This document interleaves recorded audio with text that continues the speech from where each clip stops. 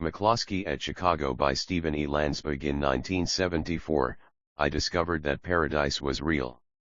It was about 10 blocks square and located on the south side of Chicago. I came to study math, and I discovered magic, a place where the air was thick with ideas and every bar or coffee shop housed a half-crazed scientist or anthropologist or student of Polish literature who would hold you with his glittering eye and share the hard-won fruits of 3 years' preoccupation with some bit of esoterica. In those same bars and restaurants, people ordered extra beers to use in science experiments. You could walk into a grocery store and see the world's greatest astrophysicist selecting his Cheerios. We were dazzled, all of us who had come here hoping to escape the ordinary, to be touched by greatness, to enter into the life of the mind. The math students, the history students, the political science students, all of us were dazzled. But there was a special quality to the dazzlement of the economics students, who were taking a course in price theory from a certain Professor McCloskey, who kept them in a perpetual state of shock and awe. If you went to lunch with those economics students, which I did, as often as possible, you'd get an earful of the latest. If crime prevention is expensive, then it's possible for Hyde Park to have too little crime. Perhaps the best social use for Lake Erie is as a dumping ground for chemical wastes. Rising food prices or rising oil prices can't explain inflation, at least not by the mechanisms most people imagine. A frost in Florida won't cause a shortage of oranges. When there's an increase in the price of steel, car prices will rise by less if the auto industry is monopolized than if the auto industry is competitive, though several members of the President's Council of Economic Advisers had believed otherwise. I recall that Professor McCloskey suggested running that one past your Marxist friends. The point is not that these things were counterintuitive, though they were in fact counterintuitive, wildly, preposterously, insanely counterintuitive. The point is that McCloskey's explanations rendered them completely intuitive, completely clear, and completely incontrovertible, to the point where you suddenly couldn't remember how you'd ever doubted them. Getting this stuff second-hand over the lunch table, I was blown away. That, perhaps, is not so remarkable. I was, after all, a math major who had never taken an economics course. Economic insight probably has a diminishing marginal capacity to astonish, and I was starting with a stock of 0. But this part is remarkable, the econ students were just as astonished as I was. Think about that. These people had just spent 4 years studying economics, mostly at elite colleges where they had been culled from the cream of the crop, and they were shocked to discover that if crime prevention is costly, then it's possible for Hyde Park to have too little crime. Yes, it really was possible to master Samuelson's foundations and still not have the foggiest idea how to think like an economist. Don McCloskey was fixing that. Footnote: one of the first lessons I learned from McCloskey was the importance of seeing the past through the eyes of those who experienced it. In any account of the 1970s, then, D must be Don. And then his students went out and fixed it further. They took what they would learn from Don and, frequently armed with a remarkable new textbook called The Applied Theory of Price, they set out to bring price theory to the undergraduate masses. I routinely challenge my average quality freshmen and sophomores with the same sort of problems that stumped many of Chicago's nest in 1974. Thanks to what I learned from Don, both about economics and about how to teach, my students routinely succeed. I have taught over 10,000 of them since I came to Rochester, and I believe I've gotten through to well over half of them. That makes 5,000 people who have a better and deeper appreciation of the world learning and, not incidentally, a better and deeper appreciation for the sheer joy of because of what Don McCloskey made possible. And, of course, am only one of many. Don's disciples have carried the gospel throughout the world. And they've not forgotten their origins. I am sure of this, because I recently contacted a few of them and asked how Don had influenced their teaching. Rich Berkhauser has taught introductory micro to large classes at Vanderbilt and Cornell for almost 40 years. He tells his students that when you first grasp the explanatory power of economic ideas, You will feel like the movie hero who suddenly grasps the matrix and realizes he can pull bullets out of the air. Rich remembers feeling exactly that way in Don's class, and believes that the best of his students have had the same experience. Many of Burkhauser's contemporaries, Aloysius Yao at Toronto, Vasant Sukhatme at McCloskey, Bart Taub at Illinois and Glasgow, have also been teaching large introductory classes for 30 years or more and attribute their successes to Don. Much like Rich, Vasant told me that for him, teaching has been a constant joy precisely because it revives the experience of taking price theory. From Don, McCloskey says, the most interesting and the most fun course that he has ever taken. By far, Vasant, many of these people relied heavily on the applied theory of price or on succeeding textbooks, including my own, that, depending on your perspective, either heavily borrowed or outright stole from it. Here was a book that illuminated each new concept with a series of closely related problems that forced students to think. Like so much of the substance of what McCloskey taught, this stylistic innovation seems obvious in retrospect but was revolutionary at the time. Don's influence was magnified by his charisma and by his legendary generosity, which many of his disciples have tried to emulate, with varying degrees of success. My own life was transformed several times by that generosity, starting with the time he agreed to meet in his once with a math grad student who had just realized that he loved economics. I expected him to tell me to stick to math. Instead, he gave me a rousing pep talk that made me love economics all the more. Later I sat in on his economic history class, and though I was not taking the class for credit, I chose to write a term paper. Don had no obligation to read it, but he marked it up in detail and encouraged me to publish it. It landed partly, I suspect, due to Don's enthusiasm and influence in the JPE. When I decided to emulate Don by writing a price theory textbook visioned as a sort of kinder, gentler version of the applied theory of price, which I worried that he would feel either offended or threatened. Instead, he was, from the beginning, almost fanatically supportive. That book is now in its 9th edition, but situation of D for Don except for the acknowledgements have not changed. Here is the first paragraph of those acknowledgements. I first learned economics at the University of Chicago in the 1970s, which means that I learned most of it, directly or indirectly, from D. McCloskey. Generations of Chicago graduate students were infected by D's enthusiasm for economics as a tool for understanding the world, and the members of one generation communicated their exuberance to me. They, and consequently I, learned from D that the world is full of puzzles, not the abstract or technical puzzles of formal economic theory, but puzzles like, could the advent of public education cause less education to be consumed? We learned to see puzzles everywhere and to delight in their solutions. Later, I had the privilege to know D as a friend, a colleague, and the greatest of my teachers. Without D, this book would not exist. But things went even further. Don's inspiration had turned me into an evangelist, and I felt driven to share the power and beauty of economic thinking with a wider audience. So, with Don's blessing and encouragement, I wrote a book called The Armchair Economist, and when it failed to make it past the gatekeepers at the Free Press, Don told me to call the editor-in-chief, Peter Doherty, directly. I did, and as soon as I mentioned Don's name, Peter was enthusiastically on board. Armchair has sold a lot of copies in a lot of languages, and I dare say it's done a lot of good. All of that good, from the content to the style to the Free Press imprint, flows ultimately from Don McCloskey. Others remember Don's generosity as gratefully as I do. Wally Thurman, now at North Carolina State, scored well on a midterm and got a private note asking him to stop by so that Don could put a face with the name. To this day, Wally regrets that he never found the courage to take up that OER.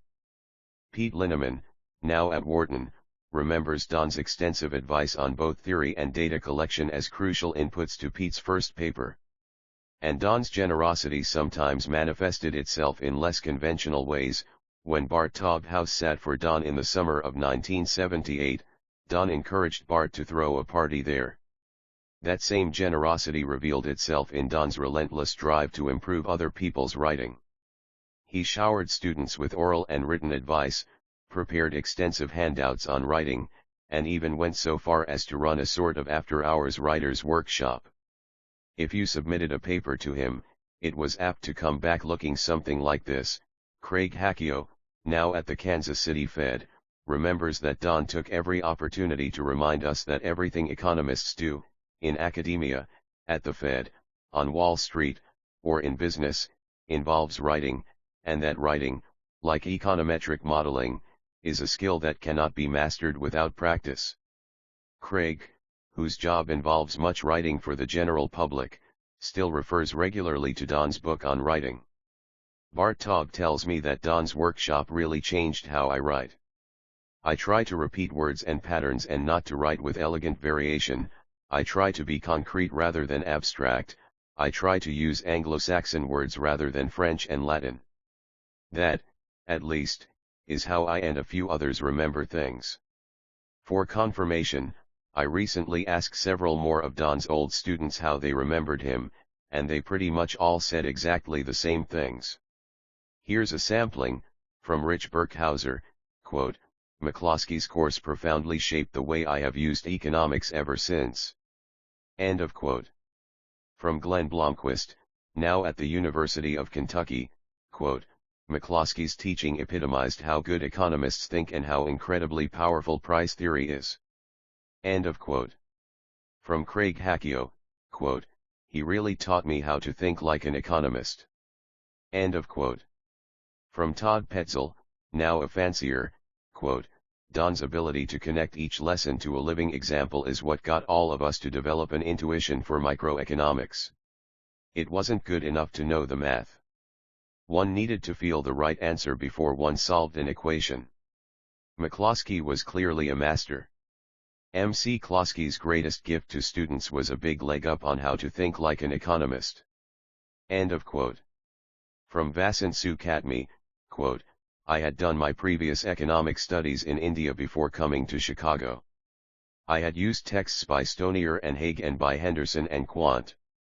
Price theory, at least as I had learned it, consisted of considerable formalism, carefully drawn diagrams, and some algebraic proofs.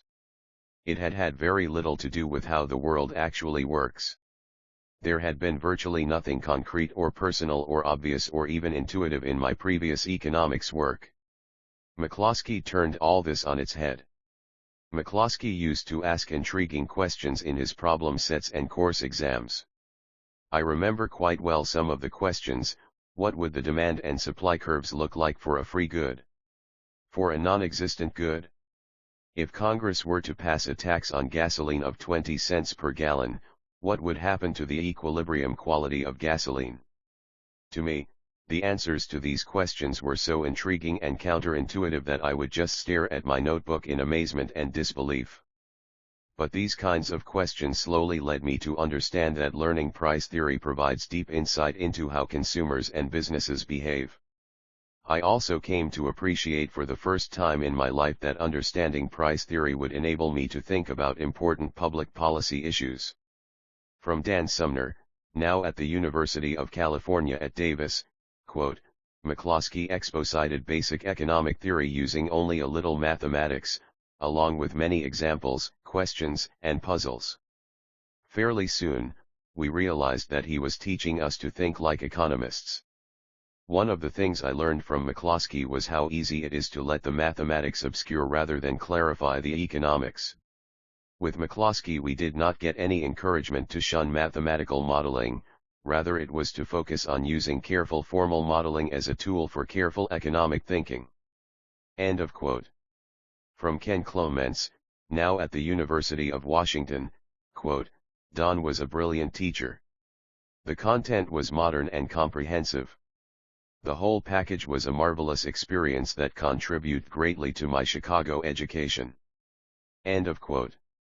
From Rick Kilcullen, now a private investment manager, quote, "He was one of the best, if not the best, teacher I ever had." End of quote. From Tom McCurdy, now at Stanford, quote, "I remember McCloskey's course fondly and have realized many times how much I benefited from this course and how unique it was." End of quote. The central lesson of all Don's teaching was that one ought to speak, and write, mindfully, not in meaningless jargon. I think of this whenever I hear people describe, say, subsidized healthcare as a compassionate policy. Actually, if the word compassion means anything in this context, it means targeting expenditures where they will do the most good for the recipients, and recognizing that the same people who benefit from subsidized healthcare might benefit even more from a little help with the groceries or childcare or car expenses. I like to think that somewhere out there is a generation of students who, thanks to McCloskey, is too sophisticated to prefer meaningless blather over the logic of budget constraints. And lest you fall into the trained economist's trap of thinking that such lessons are too obvious to mention, I am writing this on the day of Pope Francis' historic visit to America, where tickets to see him speak have been distributed randomly. These tickets, of course, have been scalped, leading to this lament from Cardinal Timothy Dolan: tickets for events with Pope Francis are distributed free by a lottery for a reason to enable as many New Yorkers as possible, including those of modest means, to be able to participate in the Holy Father's visit to New York. To attempt to resell the tickets and profit from his time in New York goes against everything Pope Francis stands for. This can, of course, be true only if everything Pope Francis stands for consists of the proposition that for New Yorkers of modest means, nothing should take precedence over turning out to see Pope Francis, not groceries, not medicine, not car repairs, not any of the other things that people can buy with the proceeds from selling their tickets, or with the donations they could have received from the church had the tickets been sold to the highest bidders in the first place. One hopes and expects that this is not in fact everything Pope Francis stands for, or even a small part of it. The fact that Cardinal Dolan would say otherwise, and be taken seriously, shows just how much the world could use a few thousand more McCloskeys.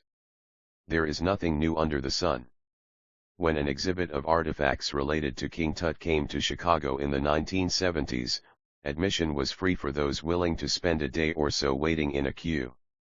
Don, always the voice of reason, was eloquent in private and in public about the insanity of trying to allocate a scarce resource without using prices.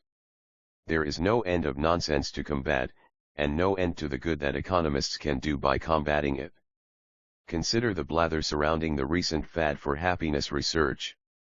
An ex-president of Harvard University has been going around saying that because incomes have risen over the past several decades while reported happiness has not, policymakers should concentrate less on income growth and more on things like leisure and environmental quality, ignoring the fact that over the period in question, leisure time and environmental quality have risen about as dramatically as income. Put aside all the legitimate questions about how to interpret self-reported happiness, and just focus on the sheer ignorance and/or illogic behind that interpretation. It's the basis of a great McCloskey-style true/false/uncertain question, and I like to think that if a younger Derek Bok had had the experience of working through some of those questions, the older Derek Bok would have avoided such public foolishness. Even the best economists might have done even better if only they would spend a little time with the applied theory of price. Two of the smartest economists of my generation are Larry Summers and Paul Krugman. But just a couple of weeks ago, Summers argued in the Washington Post that because gas prices have fallen and consumption is up, the case for a carbon tax is enhanced. What a great true/false/uncertain question that is. I drew a few pictures and convinced myself the answer is false, or at best uncertain depending on whether externalities are increasing at the margin. Larry says it's true, but provides no argument. We all, of course, make mistakes, and we all, of course, sometimes embarrass ourselves in public. But what is striking to me here is not that Summers appears to be mistaken, but that it seems never to have occurred to him that a conclusion requires an argument. That's exactly the core McCloskey message. As for Krugman, there is so much more to choose from, but I shall resist temptation and limit myself to a single example. Krugman recently argued in print and at length that it never makes sense to cut just one government program, because, assuming expenditures are optimized to begin with, a marginal dollar is equally valuable wherever it's spent. Therefore, For small cuts it does not matter where you cut, and for large cuts it's better to cut a little of everything instead a lot of one thing. He made this argument, of course, in the context of defending a particular program he did not want to see cut. Of course, exactly the same argument tells you that you should never raise taxes on just one segment of the population, but that has never stopped Krugman from lobbying for higher taxes on the rich. That's because, in his saner moments, he is willing to acknowledge that existing government policies might not, in fact, always be optimal, and that if they were always optimal, we would not need the advice of pundits, or even Nobel laureates. Here the fundamental error is failing to ask whether your argument proves too much, and therefore needs to be examined with renewed skepticism. This, too, I think, is the sort of error that you are less likely to make after a healthy dose of those T/F/U questions. Here is another great T/F/U question: if Walmart can be pressured to pay higher wages, wages will tend to rise elsewhere in the economy as well. A staggering number of journalists seems to believe this, presumably because it's never occurred to them that it is possible to think before pontificating. Higher wages, and hence higher prices, at Walmart make the average worker poorer, thus increasing the supply of labor and lowering the equilibrium wage in the non-Walmart sector, an effect that is magnified, of course, because Walmart cuts back on hiring. Of course, the world abounds with examples of economic thoughtlessness, but I'll content myself with just one more. Journalists, even bright and thoughtful journalists like Michael Kinsley, frequently justify the taxation of capital income with an appeal to the principle that everything ought to be taxed equally. If this were a true/false/uncertain question, a good answer would touch on at least the following points. A. There is in fact no principle that everything ought to be taxed equally, except insofar as the most efficient tax is one that taxes everything at a marginal rate of 0. Subject to the constraint that some taxes must be positive at the margin, the most efficient tax structure depends in complicated ways on a vast number of elasticities and cross-elasticities of demand and supply. B.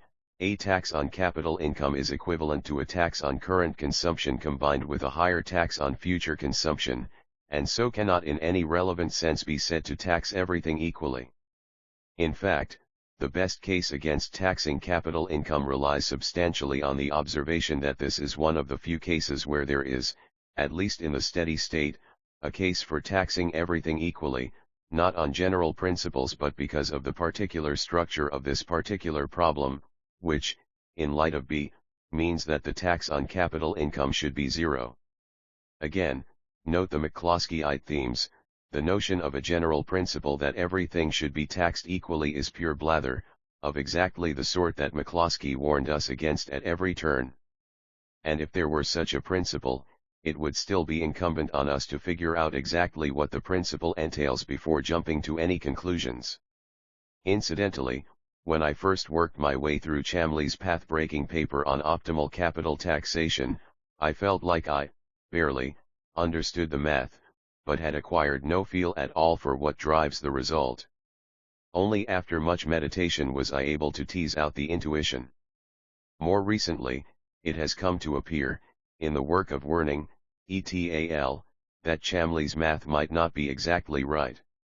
It is extremely important for someone to get that math right, because the process of getting it right can reveal new intuitions, or reveal limits to the old ones.